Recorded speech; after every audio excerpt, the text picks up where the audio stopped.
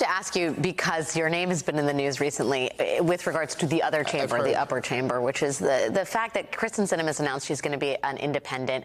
Do you intend to challenge her in 2024? And do you think that this could result in chaos? Well, look, we're doing everything we need to do to get ourselves in the position to make the decision for 2024. And I'm going to go back to Arizona and do something that she doesn't do, which actually is talk to Arizonans and have very frank conversations about what they need to see the future of Arizona look like and what values they want their candidates to look like. And no, I don't believe this is chaos. It's not chaotic to have democracy. Having three people run and talking about what they see the future should look like, what we should be working for when it comes to fighting for American families.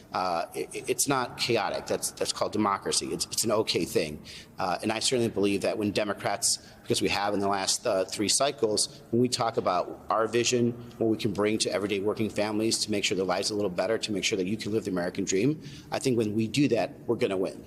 I think the recent polling shows you, I don't know if this is an official polling term, but whomping her in a prospective matchup, 74 to 16%. Is that math correct? 58-point margin.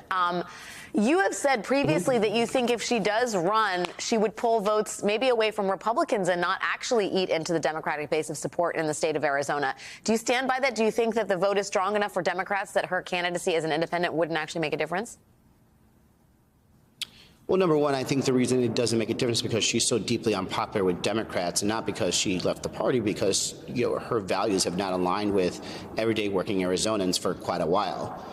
She's more likely to meet with lobbyists than she is with constituents. She's there to fight for hedge fund managers instead of Arizona farmers.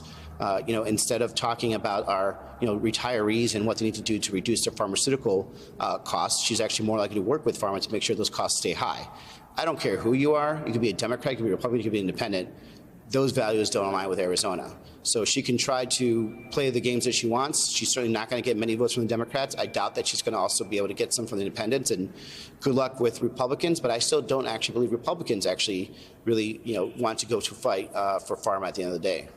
I believe that's called living in no man's land, something Kevin McCarthy may be familiar with. Congressman Ruben Gallego of Arizona, thanks for making the time tonight, Congressman. Thank you. Have a good night.